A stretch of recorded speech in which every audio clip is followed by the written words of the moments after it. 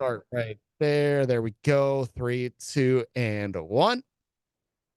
Well, Mayor Zacher, welcome back to Mayor's Monday here at WSAU, WSAU.com. We're at month three now. Yes, Is third that time. correct? Do you Yep. feel like you're the mayor yet? Um, there's a pretty good possibility I may never feel like that. Yeah. But for the most part, it was 2 months worth of I'm calling them meet and greets to really get out and meet Uh-huh. the people in the organization and meet the people in the community. Obviously, not every resident yet, but that is my goal. Got down to lunch by the river today that the Chamber of Commerce puts on, Heart of Hmm. Wisconsin. And that was good to just be out there and be able to talk to some of the residents and people there to enjoy some music and some great food. So, but you don't feel like you've got your finger on the button yet, or have come to the realization that you've got your finger on the button yet. Now, this is I just don't think in my experience so far that I don't think you ever can really have it's such a there's so many moving parts and there's so many dynamics going on at the same time that I've always entered this saying this I'm being hired to do a job. I'm Hmm. not I'm not Mayor Matt Zacher. I'm Matt Zacher who's doing the job of mayor of Wisconsin Rapids for the next 2 years. And so far that holds pretty true. And I'm just trying to wrap my mind around so many different things. And there's a honeymoon period that's happening right Of now. I'm course. sure there's some pretty, so there's some bigger things that are being thrown my way now, just to kind of figure out where I am, where I stand, how strong will I stand there, Hmm. and just kind of figure out how things kind of go from there for the next 2 years. So it's been great. It's been great, but yeah, I don't take it for granted, and I don't think that at any point in time I will, see myself as, the mayor and doing the greatest job ever. It's just not like that. Well, and you're a small business owner, you know this just as well as anybody else. The rule of 10,000 hours, to master something or to at least have that complete understanding of what goes into the job, whatever it is you're doing. Yeah, you probably haven't scratched the surface on that yet, even counting your time on the city council part time. No, I kind of always said city council is a tough one because you don't have enough time to get all the information you need to make the best decisions, and then you're kicking yourself afterwards sometimes because you found out more information or Oh, sure. it's tough. And this is a great way to do it. And I knew that coming in. That's probably the one thing I was most excited about was to be able to dive into the inner workings of the government organization itself, and then seeing how it's interacting with the community and how we can work on that and bring the two together. But it is big and it is complex and it's a moving target. Like what's important right now is not going to be important in the next month, and you're always going to be having to adjust accordingly and be comfortable, even in the day-to-day operations, to be able to shift from one thing to another pretty quickly when things come up. And one of those things that you're getting thrown at you right now that you're really taking time to digest is a proposed referendum to add to the fire departments down there in Wisconsin Rapids. Give us an idea of what this entails and what you know about this proposal or plan right now.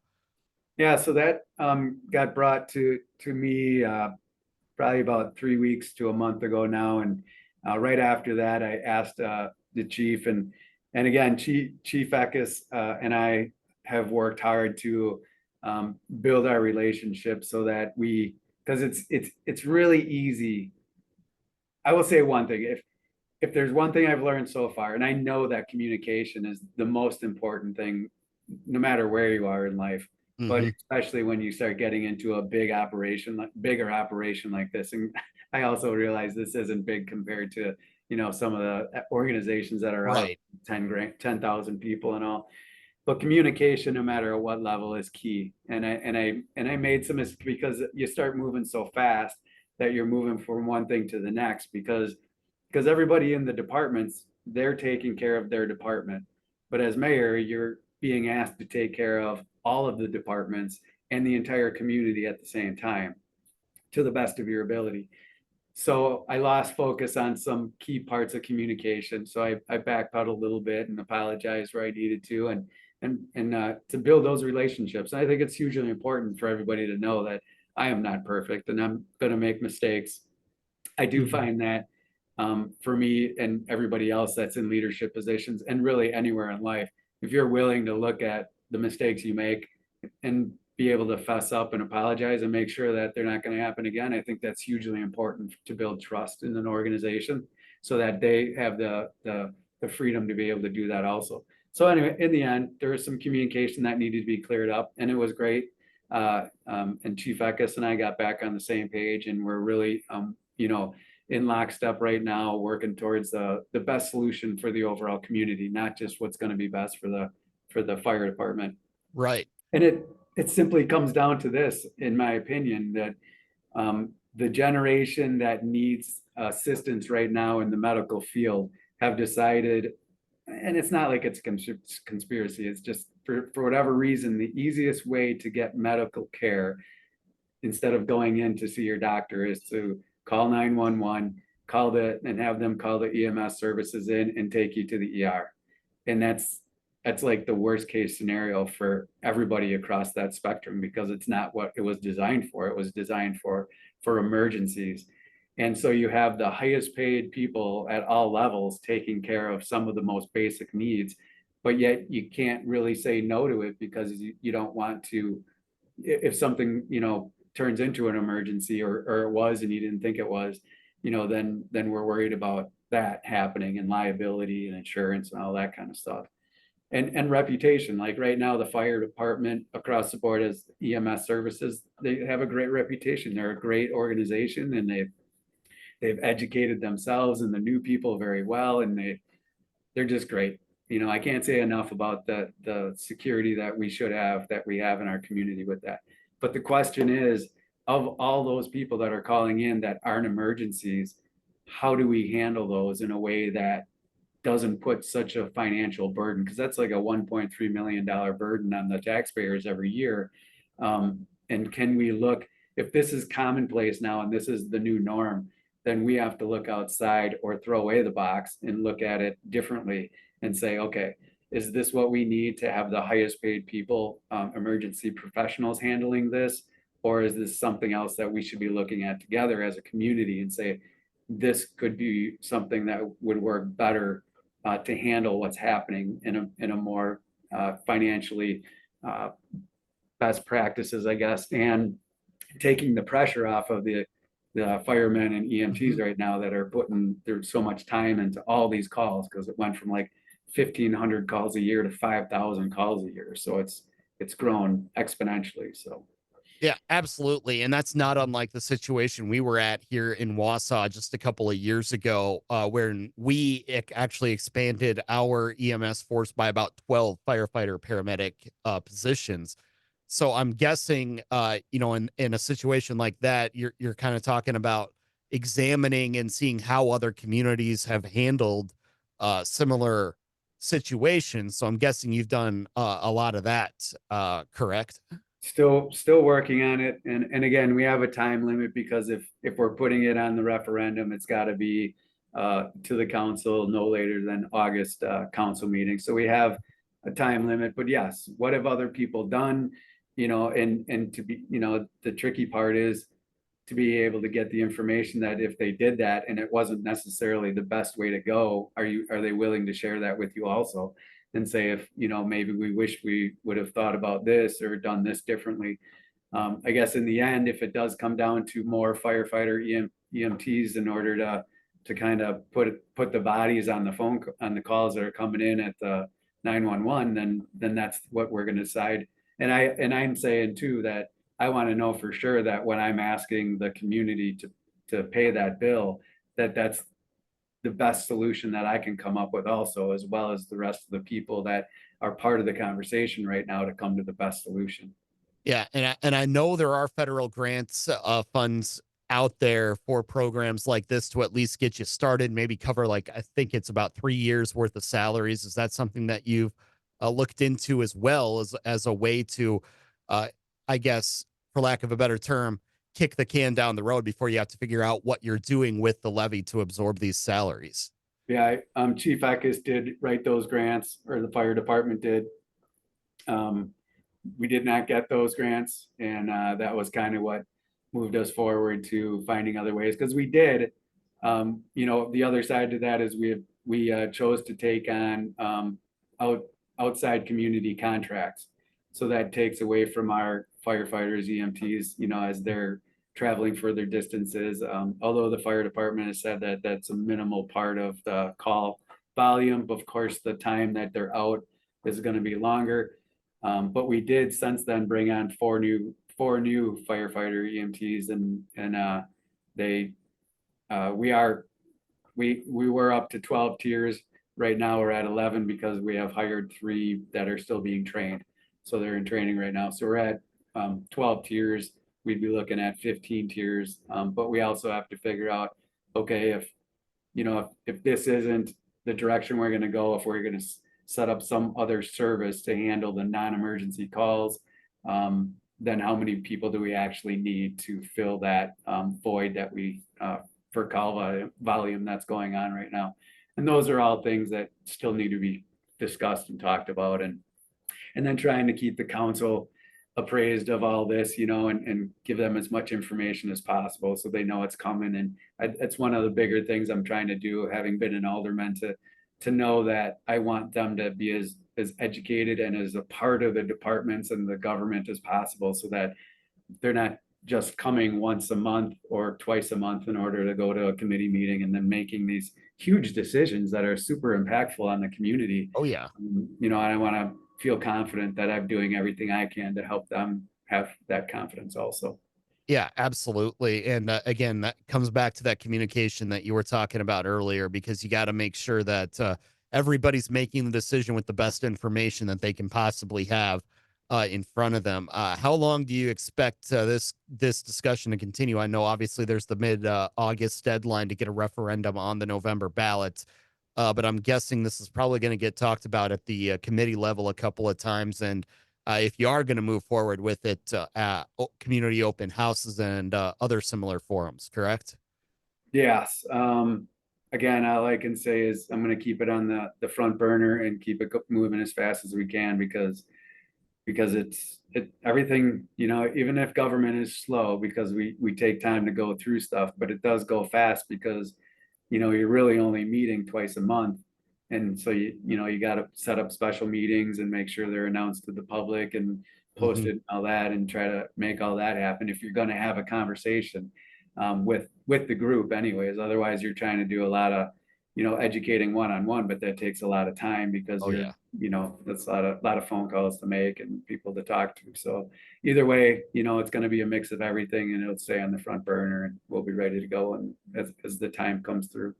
Absolutely. On to the fun things going on in the city, because we know we do have to talk about the business here occasionally as well. Yeah. Yeah. But you've got the big 4th of July events coming up in Wisconsin Rapids. Obviously, believe it was last weekend or the coming weekend, Cranberry Blossom Festival, and you've got 4th of July too, kind of back to back in there, right? Yep, yep. Everything's moving forward nicely. I know I'll be at the breakfast that Saturday, June Dairy Breakfast. Hmm. That'll be fun. It is kind of neat too I've said it before maybe, but like all the things that are happening behind the scenes in order to make these programs happen, and to include the 4th of July, like, it's great to be able to sit back in your chair and watch the fireworks and just think how great Oh that is. yeah. But then actually, be behind the scenes and see all the people that are working hard to make sure that that's all set up, and all the people have been talked to, and everybody's on the same page, and not just that one day goes as smoothly as possible. And knowing that things don't always work that way, but having the people in place that can go with the flow enough to take Hmm. care of things on the fly to make it happen for everybody that's there. So it's great.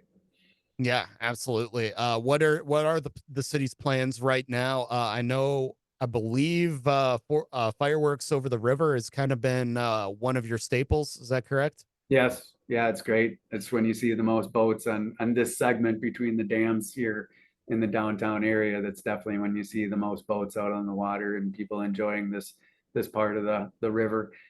And yeah, to see that at night is just a great thing because you're seeing it from two angles between the sky and the water, and Mhm. it's pretty impressive. We've always appreciated it. Yeah, absolutely. And then as part of the downtown master plan too, I know you're looking for some kind of some comments, some input from the public. How do people get involved with that here in the next few weeks? Yeah, so I just wanted to touch on one thing with Fourth of July before I Oh, did sure, move sure. on. We just wanted to bring it out there that the DJ that day is going to be Entertainment Engines. They'll start playing music downtown at 6 p.m. And the national anthem will be sung by Miss Wisconsin Rapids teen Addison Morin immediately before the fireworks begin. So that's pretty exciting for us. We're happy to have her come on board to entertain us with the national anthem that day. Mm. So that's great. Yeah, absolutely. And then your master plan again, you're looking at that for early 2025, at least to put together kind of a completed downtown master plan. What do you need from the community between now and then? Um, well, we're going to be reaching out. Kyle Kearns is the one who's in charge of this. He's our community development director. He does a great job. We did a lot of work to vet the people that the organizations, companies to be able to do the downtown master plan with us. So he's the one that's reaching out and setting up all the meetings with the different groups, and they're going to be setting up groups, focus groups from people in the community, not to mention all the key players that are already involved, like the, Mead Witter Foundation, Encourage Community Foundation, and all those folks that already have properties downtown. And, this whole thing is a little bit tricky just because it can be controversial in the sense of, we're again hiring somebody to come into our town and kind of tell us what's going on and give us a plan that can be done knowing full well, and this is kind of coming from the entrepreneurial side, like any plan is great, but it's not really, it doesn't mean anything until you implement it and you can actually make projects happen and see, concrete objectives being met. And so that's the big thing. And I take that heavily on my shoulders to say, you know, Kyle's gonna get all the folks, together. We're gonna get everybody talking and we're gonna come up with this great plan. But for me, that's the most important thing is what projects can we actually make happen? What communication can we bridge to bring people together that own the land, own a building, or have the capital and the dream, the vision to be able to build these projects downtown and put that master plan in action and help the downtown grow. And I certainly have ideas, but I'm only one person. So for me to be that conduit and Kyle to really work hard to take that plan that they're bringing to us and then utilize that to really grow the downtown is going to be pretty important. But it's a great time because the mill's changing over to a new company and they're working hard to bring in new companies and turning that more into an industrial complex of sorts. So that's going to be changing up. And the Mead Hotel was bought by a new owner, Sean Patel, and he's doing a lot to really change that up. And then of course the county built the new jail, but they're doing more to develop that whole area. So there's so many changes going on right now. It's very exciting, and I want the people of Wisconsin Rapids to be excited about it because I know that the naysaying is there, and I understand we got to hear both sides, but at the same time, if we're moving forward, we should move forward together and be excited about it and bring ideas to the table because that's where progress starts is with the ideas. Yep, indeed. And then you get all the right people together to make that happen. Yes, yep, yep. So Absolutely. Well, rubber Matt, meets the road. Yeah. yeah, we always appreciate the time. We'll look forward to chatting again next month. Thanks, Michael. Have a good day.